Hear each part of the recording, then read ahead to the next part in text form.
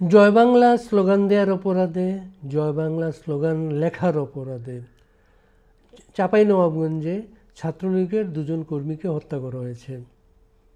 তাদের একজনের বাবার সাথে আজকে আমরা কথা বলেছি। বাবা একজন দুঃখী বাবা, বাবা একজন খুব দরিদ্র বাবা। তার 3টা ছেলে, একটা মেয়ে। এই ছেলেটাই ছিল বড়। অন্য 2টো ছেলে খেতে খামারে কাজ করে তারা তাদের বড় ভাইকে পড়ার খরচ দিত, কারণ তারা পড়তে পারে নাই। এই ছেলেটা পলিটেকনিকে পড়াশোনা করে ইন্টার্নি করে ঢাকা থেকে ফিরেছিল। এই ছেলেটাকে হত্যা করা হয়েছে। আমরা বাবাকে বলেছি, ভরসা দেওয়ার চেষ্টা করেছি, সাহস দেওয়ার চেষ্টা করেছি, কারণ একটা বিরূপ সময়।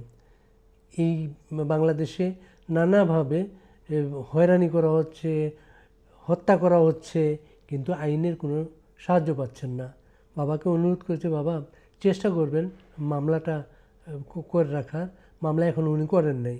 মামলাটা করে রাখার, মামলাটা যদি করে রাখেন, ভবিষ্যতে আমরা এর একটা আইনগত বিধানের চেষ্টা করব। এখন হয়তো তার মামলাটা নেবে কিনা জানি না। আমরা তাকে পরামর্শ দিয়ে যাব। থানায় যদি মামলা না নেয়, আমরা পরে আদালতে যাব। আমরা খোঁজ নেওয়ার কারণটা ছিল আরেক জায়গায়। আমরা অনলাইনে যখন এই 2টো ছেলেকে নিয়ে লিখতে গেলাম, আমরা বললাম, ক্যাম্পেইনের কথা বললাম, আমরা তাদের পাশে দাঁড়াবো, পরিবারগুলোর পাশে দাঁড়াবো, পরিবারগুলোর সাহস দিতে যাব। তারা যদি প্রয়োজন মনে করে, তাদের আমরা অর্থনৈতিক সহযোগিতার চেষ্টা করব, তারা যেভাবে চায়। এই কথা বলার পরে অনেকে সাড়া দিয়েছেন। হংকং থেকে, আমেরিকা থেকে, বিভিন্ন দেশ থেকে অনেকে কিছু কিছু টাকা পাঠাচ্ছেন। এই টাকাগুলো আমরা সংগ্রহ করে যাব এবং তাদের পাশে দাঁড়ানোর চেষ্টা করব। তিনি নেবেন কি না এটা জানার জন্য আজকে তাদেরকে ফোন করেছিলাম। বাবা অবাক হয়ে গেছেন। এই যে আমি অস্ট্রেলিয়া থাকি, দূর থেকে যে তার থেকে ফোন করতে হবে, আমাকে জিজ্ঞেস করতেছিলেন আমি তার নাম্বারটা কীভাবে পেয়েছি। আমি বললাম, আমি ফেসবুকে পোস্ট দিয়েছিলাম আপনার নাম্বার চেয়ে, তখন কিছু ছেলে মেয়ে আমাকে ইনবক্সে আপনার নাম্বারটা পেয়েছেন। আজকে সারাদিন অনেকক্ষণ চেষ্টা করেছি, উনিও তো অপরিচিত নাম্বার দিকে ধরছিলেন না।